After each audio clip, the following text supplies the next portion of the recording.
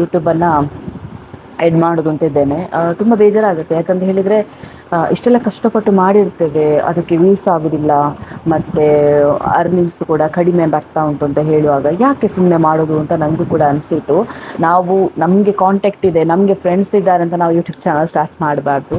Hi, welcome back to new blog. So already ತಮ್ಲೈ ನೋಡಿರ್ಬೋದು, ನಾನು ಇವತ್ತಿಗೆ ಬ್ಲಾಗ್ ಲಾಸ್ಟ್ ಮಾಡ್ತಾ ಇದ್ದೇನೆ. ಸೊ ಯಾಕೆ ಏನು ಎತ್ತ ರೀಸನನ್ನು ಹೇಳ್ತೇನೆ. ಸೊ ಅದಕ್ಕೂ ಮುನ್ನ ಬನ್ನಿ ಇವತ್ತಿನ ಬ್ಲಾಗ್ ಶುರು ಮಾಡೋಣ.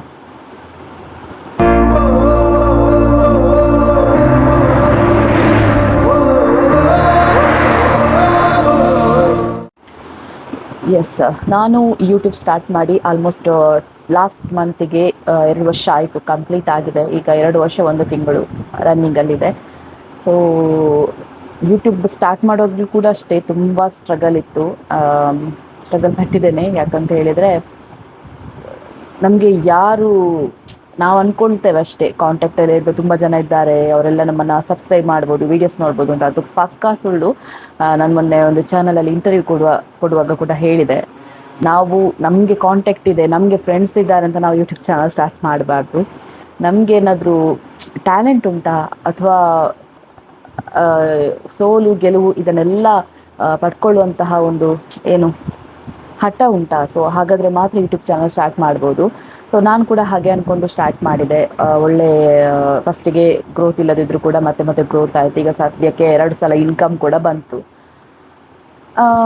ಬೇರೆ ಬೇರೆ ಚೇಂಜಸ್ಗಳನ್ನು ಕೂಡ ಮಾಡಲಿಕ್ಕೆ ನೋಡಿದ್ದೇನೆ. ಯಾವುದು ಒಳ್ಳೆ ಕಂಟೆಂಟ್ಗಳನ್ನು ಕೊಡ್ತೇನೆ ಅಂದರೆ, ಇಂಥ ಒಂದು ಕಂಟೆಂಟ್ ಆದರೆ ಜನರಿಗೆ ರೀಚ್ ಆಗ್ಬೋದು, ಅದನ್ನು ತುಂಬ ಒಂದು ದಿನ ಅಲ್ಲ, ಒಂದು ವಾರ ಅದಕ್ಕೆ ಕಷ್ಟಪಟ್ಟು ಎಡಿಟ್ ಮಾಡಿ ಅದನ್ನು ಶೂಟ್ ಮಾಡಿ ಅದೆಲ್ಲ ಹಾಕಿರ್ತೇನೆ. ಬಟ್ ಯಾವಾಗ ನಾನು ತುಂಬ ಚೆನ್ನಾಗಿ ಎಡಿಟ್ ಮಾಡಿ ಇದೊಂದು ಒಳ್ಳೆ ಕಂಟೆಂಟ್ ಹೋಗ್ಬೋದು ಅಂತ ಹೇಳಿ ಯಾವಾಗ ಎಡಿಟ್ ಮಾಡ್ತೇನೆ, ಅದು ವ್ಯೂಸ್ ಆಗೋದೇ ಇಲ್ಲ. ಮತ್ತೊಂದೇನಂತ ಹೇಳಿದರೆ, ಕೆಲವೊಂದು ಸಲ ಆಗುತ್ತೆ, ಕೆಲವೊಂದು ಸಲ ಆಗೋದಿಲ್ಲ, ಕೆಲವು ನೋಡೋದಿಲ್ಲ. ಸೊ ಹಾಗಾಗಿ ನಾನು ಇವತ್ತಿನಿಂದ ಯೂಟ್ಯೂಬನ್ನು ಎಡ್ ಮಾಡೋದು ಅಂತಿದ್ದೇನೆ. ತುಂಬ ಬೇಜಾರಾಗುತ್ತೆ, ಯಾಕಂತ ಹೇಳಿದರೆ ಇಷ್ಟೆಲ್ಲ ಕಷ್ಟಪಟ್ಟು ಮಾಡಿರ್ತೇವೆ, ಅದಕ್ಕೆ ವ್ಯೂಸ್ ಆಗೋದಿಲ್ಲ ಮತ್ತು ಅರ್ನಿಂಗ್ಸ್ ಕೂಡ ಕಡಿಮೆ ಬರ್ತಾ ಉಂಟು ಅಂತ ಹೇಳುವಾಗ ಯಾಕೆ ಸುಮ್ಮನೆ ಮಾಡೋದು ಅಂತ ನನಗೂ ಕೂಡ ಅನಿಸಿತು. ಸೊ ಹಾಗಾಗಿ ದಯವಿಟ್ಟು ಕ್ಷಮಿಸಿ, ನಾನು ಇವತ್ತಿನಿಂದ ಯೂಟ್ಯೂಬ್ ವೀಡಿಯೋ ಹಾಕ್ತಾ ಇಲ್ಲ. ಅದೇ ರೀಸನ್, ಅದೇ ನಾನು ಕಷ್ಟಪಟ್ಟು ಮಾಡಿದ್ದಕ್ಕೆ ಸಿಗೋದಿಲ್ಲ. ಯಾವುದೋ ಒಂದು ವಿಷಯವನ್ನು ಇಟ್ಕೊಂಡು ಸುಮ್ಮನೆ ಹೇಳಬೇಕಲ್ಲ ಅಂತ ಹೇಳಿಬಿಡ್ತೇನೆ, ಅದೆಲ್ಲ ತುಂಬ ಚೆನ್ನಾಗಿ ವ್ಯೂಸ್ ಹೋಗುತ್ತೆ. ಅದಕ್ಕೆಲ್ಲ ನಮಗೆ ಅರ್ನಿಂಗ್ಸ್ ಎಲ್ಲ ಕಡಿಮೆ. ಓಕೆನಾ, ನಾವು ಯಾವುದು ತುಂಬ ಚೆನ್ನಾಗಿ ಎಡಿಟ್ ಮಾಡಿರ್ತೇವೆ ಅದಕ್ಕೆಲ್ಲ ಅರ್ನಿಂಗ್ಸ್ ಎಲ್ಲ ಜಾಸ್ತಿ ಬರುತ್ತೆ. ಆದರೆ ಕಂಟೆಂಟ್ ನಾನು ತುಂಬ ಸಲ ಹೇಳಿದ್ದೆ ಕೂಡ ನಿಮಗೆ, ಕಮೆಂಟಲ್ಲಿ ಹೇಳಿ ಕಂಟೆಂಟ್ ಇದ್ದರೆ ನಿಮಗೆ ಬೇಕಾದಂಥ ಕಂಟೆಂಟ್ಗಳನ್ನು ಹಾಕ್ತೇನೆ ಹಾಗೆ ಹೀಗೆ ಅಂತ. ಮಗಳು ಕೂಡ ಮಲಗಿದ್ದಾಳೆ ನೋಡಿ, ಅವಳು ಮಲಗಿದ ಟೈಮಲ್ಲಿ ವೀಡಿಯೋ ಮಾಡೋಂತ ಹೇಳಿದರೆ ರಪ್ಪ ಎದ್ದೇಳ್ತಾಳೆ, ಅದಕ್ಕೆ ರಪ್ಪ ವೀಡಿಯೋ ಮಾಡ್ತಾಯಿದ್ದೇನೆ. ಸೊ ಅದೇ ವಿಷಯ, ನಾನು ಇವತ್ತಿನಿಂದ ಯೂಟ್ಯೂಬ್ ವೀಡಿಯೋ ಮಾಡ್ತಾ ಇಲ್ಲ.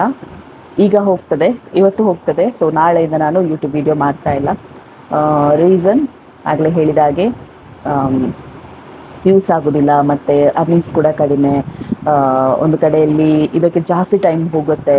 ನನಗೆ ವೀಡಿಯೋಸ್ ಮಾಡಬೇಕು, ಅದನ್ನು ಎಡಿಟ್ ಮಾಡಬೇಕು, ಅದನ್ನು ಅಪ್ಲೋಡ್ ಮಾಡಬೇಕು, ಎಷ್ಟು ಟೈಮ್ ಹೋಗ್ತದೆ ನೋಡಿ. ನನಗೆ ಒಂದು ದಿನ ಅದಕ್ಕೆ ಬೇಕು, ಒಂದು ವೀಡಿಯೋ ಹಾಕಬೇಕಾದ್ರೆ. ಸೊ ಅದಕ್ಕೆ ಹಾಕಿದ್ದಕ್ಕೇನಾದರೂ ಪ್ರತಿಫಲ ಸಿಕ್ಕೋದಾದರೆ ಮುಂದೆ ಕಂಟಿನ್ಯೂ ಮಾಡ್ಬೋದು ಅಂತ ಆಗುತ್ತೆ. ಬಟ್ ಇದು ಏನು ಪ್ರತಿಫಲ ಇಲ್ಲ ಅಂತ ಹೇಳುವಾಗ ಬೇಡ ಅಂತಲೇ ಆಗುತ್ತೆ. ಸೊ ಇಷ್ಟು ದಿನ ನನಗೆ ಸಪೋರ್ಟ್ ಮಾಡಿದ್ದೀರಿ, ಸೊ ಎಲ್ರಿಗೂ ಕೂಡ ಥ್ಯಾಂಕ್ ಯು. ಮತ್ತು ಕೆಲವರು ಒಂದು ದಿನ ವೀಡಿಯೋ ಬಂದಿಲ್ಲದಿದ್ದು ಕೂಡ ಮೆಸೇಜ್ ಹಾಕ್ತೀರಾ, ಅದಕ್ಕೂ ಕೂಡ ಥ್ಯಾಂಕ್ ಯು. ಆದರೆ ಎಲ್ಲೋ ಒಂದು ಕಡೆ ನನಗೆ ಇಷ್ಟು ಕಷ್ಟಪಡ್ತಾ ಇರೋದಕ್ಕೆ ಸರಿಯಾದಂಥ ಒಂದು ರಿಸಲ್ಟ್ ಸಿಗ್ತಾ ಇಲ್ಲ ಅಲ್ವಾ ಅಂತ ಒಂದು ಬೇಜಾರಿದೆ. ಸೊ ಅದಕ್ಕೋಸ್ಕರ ನಾನು ನಾಳೆಯಿಂದ ವೀಡಿಯೋಸ್ ಹಾಕ್ತಾ ಇಲ್ಲ ಅಂತ ಹೇಳೋಕ್ಕಾಗಲ್ಲ. ನೀವು ಹೇಳಿದ್ರಲ್ಲ ಪ್ರ್ಯಾಂಕ್ ಮಾಡಿ ಅಂತ, ಸೊ ನನಗೆ ಪ್ರ್ಯಾಂಕ್ ಮಾಡಲಿಕ್ಕೆ ಬರೋದಿಲ್ಲ. ನನಗೆ ನಗಡಲಿಕ್ಕೆ ಬರ್ತಾ ಉಂಟು ಆಗದಿಂದಲೇ, ನನಗೆ ನಗಡಲಿಕ್ಕೆ ಬರ್ತಾ ಉಂಟು, ಆದರೂ ಕೂಡ ನೋಡ ಕಂಟ್ರೋಲ್ ಮಾಡಿ ಕೂತೆ. ನನಗೆ ಏನಾದರೂ ಸುಳ್ಳು ಹೇಳುವಾಗ ಜಾಸ್ತಿ ನಗಡಲಿಕ್ಕೆಲ್ಲ ಬರೋದು, ಸೀರಿಯಸ್ಸಲ್ಲಿ ಹೇಳಲಿಕ್ಕೆ ಬರೋದಿಲ್ಲ ನನಗೆ. ಸೊ ಬೇರೆಯವರನ್ನು ಪ್ರ್ಯಾಂಕ್ ಮಾಡಿ ಅಂತ ಹೇಳಿದ್ರಿ, ಬಟ್ ನಿಮ್ಮನ್ನೇ ಪ್ರ್ಯಾಂಕ್ ಮಾಡಿದೆ. ಕೆಲವರಿಗೆಲ್ಲ ಗೊತ್ತಾಗಿರ್ಬೋದು ಇವಳು ಪ್ರ್ಯಾಂಕ್ ಮಾಡ್ತಿರ್ಬೋದು ಅಂತ. ಸೊ ಅಲ್ಲ, ಇಷ್ಟು ಕಷ್ಟಪಟ್ಟು ಇಷ್ಟು ಸಬ್ಸ್ಕ್ರೈಬ್ ಆಗಿ ಇಷ್ಟೆಲ್ಲ ಆದ ನಂತರ ಯೂಟ್ಯೂಬ್ ಸ್ಟಾಪ್ ಮಾಡೋದು ಹೌದಾ? ನಾನು ನನಗೆ ಅದು ವ್ಯೂಸ್ ಆಗದೇ ಇರಲಿ, ಅರ್ನಿಂಗ್ಸ್ ಆಗದೇ ಇರಲಿ, ಅದು ನನಗೆ ಚಿಂತೆ ಇಲ್ಲ. ಯಾಕಂತ ಹೇಳಿದ್ರೆ ನಾನು ಯೂಟ್ಯೂಬ್ ಮಾಡಿರೋದು ನನ್ನ ಗ್ರೋತ್ಗೆ ಆಗಿ. ನಾನು ಅದನ್ನು ಕಂಟಿನ್ಯೂ ಮಾಡೇ ಮಾಡ್ತೇನೆ. ಅದು ಎಷ್ಟೇ ಅಡೆತಡೆಗಳು ಬರಲಿ ಅದನ್ನು ನಾನು ಫೇಸ್ ಮಾಡ್ತೇನೆ. ನಾನು ಯೂಟ್ಯೂಬ್ ಸ್ಟಾರ್ಟ್ ಮಾಡುವಾಗಲೇ ಅಂದ್ಕೊಂಡಿದ್ದೆ, ಏನೇ ಇದರಲ್ಲಿ ಬರಲಿ ನಾನು ಇದನ್ನು ಕಂಟಿನ್ಯೂ ಮಾಡೇ ಮಾಡ್ತೇನೆ, ಯಾವ ಕಾರಣಕ್ಕೂ ಸ್ಟಾಪ್ ಮಾಡೋದಿಲ್ಲ. ಈಗ ನೋಡಿ, ನೀವು ಕರೆಕ್ಟ್ ಅಬ್ಸರ್ವ್ ಮಾಡಿದರೆ ಆಲ್ಮೋಸ್ಟ್ ಜನವರಿಯಿಂದ ಈ ವರ್ಷದಲ್ಲಿ ಡೈಲಿ ವ್ಲಾಗ್ ಹಾಕ್ತಾ ಇದ್ದೇನೆ, ಒಂದು ದಿನ ಮಿಸ್ ಆಗಿಲ್ಲ.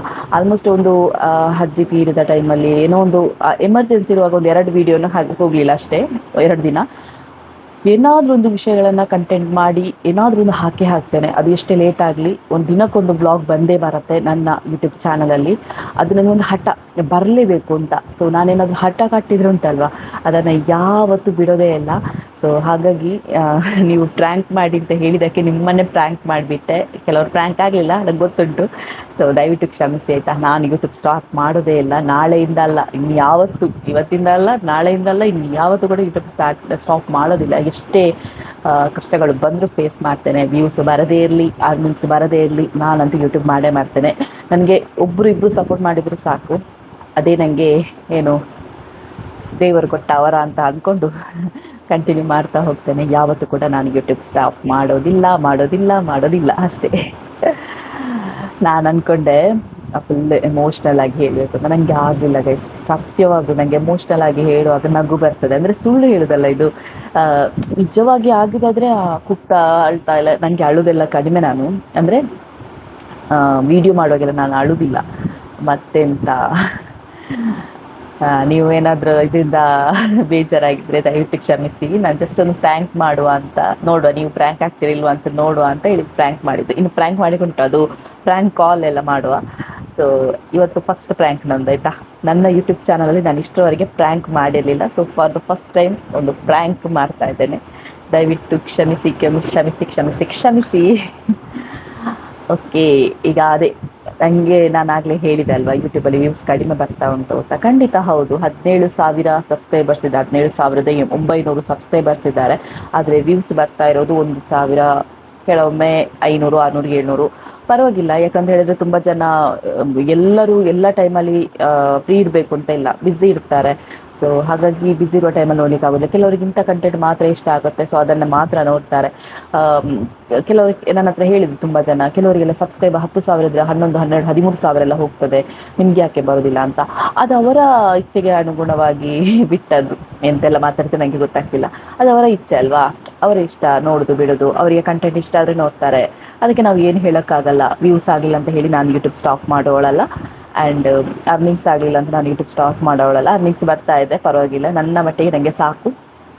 ಮತ್ತು ಎಂತ, ಯಾವುದೇ ಕಾರಣಕ್ಕೂ ಕಾಂಪಿಟೇಷನ್ಸ್ ಆಗಿರ್ಬೋದು, ನನ್ನ ಯೂಟ್ಯೂಬ್ ಚಾನಲ್ ಬ್ಲಾಗ್ ಆಗಿರ್ಬೋದು, ನಾನು ಸ್ಟಾಪ್ ಮಾಡೋದಿಲ್ಲ. ಹೊಸತನ ತರಲಿಕ್ಕೆ ಪ್ರಯತ್ನ ಪಡ್ತೇನೆ. ಅದು ಎಷ್ಟೇ ವ್ಯೂಸ್ ಕಡಿಮೆ ಬಂದರೂ ಕೂಡ ಹೊಸತನ ತರಲಿಕ್ಕೆ ಪ್ರಯತ್ನ ಪಡ್ತೇನೆ, ಮಾಡೇ ಮಾಡ್ತೇನೆ ಅಷ್ಟೇ.